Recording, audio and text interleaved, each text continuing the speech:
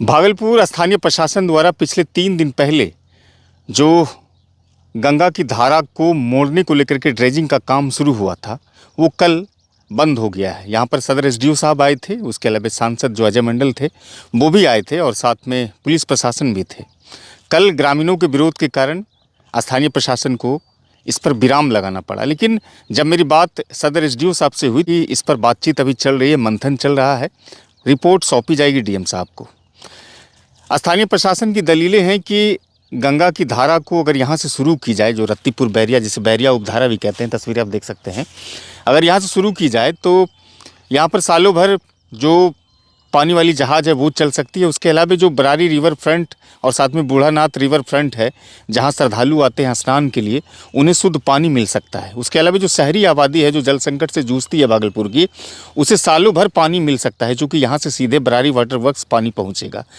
यानी कि स्थानीय प्रशासन की दलीलें हैं और फ़ायदे भी उसमें वो गिनाते हैं। लेकिन इससे इतर जो रत्तीपुर, बैरिया, अजमेरीपुर, शंकरपुर के लोग हैं, उनकी दलीलें अलग है। वो कहते हैं कि अगर प्रशासन को ये काम करना है तो सबसे पहले गंगा घाट पर जो तटबंध है वो मजबूत करे और हर साल जो बाढ़ की विभीषिका हम लोग झेलते हैं उससे सुरक्षित रह पाएँ। प्रशासन को अगर काम करना है तो वो करे, लेकिन इस पर फ़िलहाल जो ये विकल्प है उसको अपनाना चाहिए। इसके अलावा इस इलाके में कहते हैं कि बड़ी जो संख्या है, किसानों की संख्या है और फसलें यहाँ पर सब्जी खासतौर से होती है और दूध भी उत्पादन होता है, और दोनों को अगर मिला करके देखेंगे तो करोड़ों का कारोबार यहाँ पर होता है। चूँकि दियारा का क्षेत्र है तो बाढ़ की पानी और बाढ़ का जो पानी संकट होता है वो झेलते रहते हैं। अगर इस तरह की स्थितियाँ यहाँ पर पैदा होगी तो ये लोग पूरी तरह से परेशान हो जाते हैं। आपको तस्वीर दिखाएं, गंगा जो है यहाँ से थोड़ी दूरी पर है और ये कहते हैं कि बैरिया जो है वो उपधारा है, और जैसे ही उसको वहाँ से काटा जा रहा था, बांध को जैसे हटाया जा रहा था, यानी खुदाई हो रही थी, तो वो पानी जो है इस धारा में समाहित हो रहा था। और जब यहाँ से समाहित होता तो जो स्थानीय अखबार ने भी खबरें छापी है कि 4 मीटर गहरा इसको किया जा रहा था ताकि पानी वाली जहाज़ आसानी से आ सके और जा सके। और चूँकि जब जलयान शुरू हो जाएगा, पानी के माध्यम से जब आवाजाही शुरू हो जाएगी, तो जाहिर है कि भागलपुर की जो अर्थव्यवस्था है वो भी मजबूत होगी।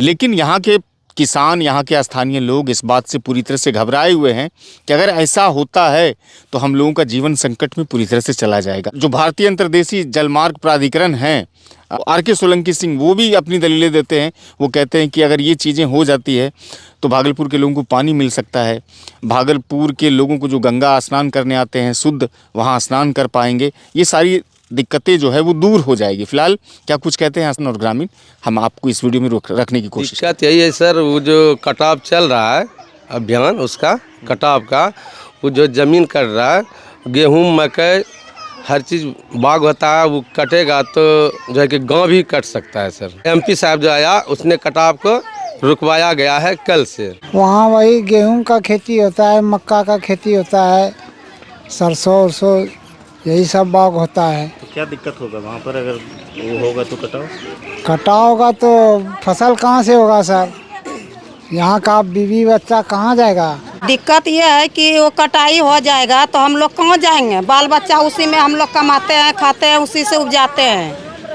तो कट जाएगा तो हम लोग कहाँ जाएंगे? उधर मकई होता है, गेहूँ होता है, मुलई खेत में बुनता है, सब चीज़ होता है। तो अगर वो धारा मुड़ जाएगा तो नुकसान होगा? नुकसान होगा, बाल बच्चा कहाँ जाएगा? रोड पे आ जाएगा, खाने के लिए नहीं मिलेगा।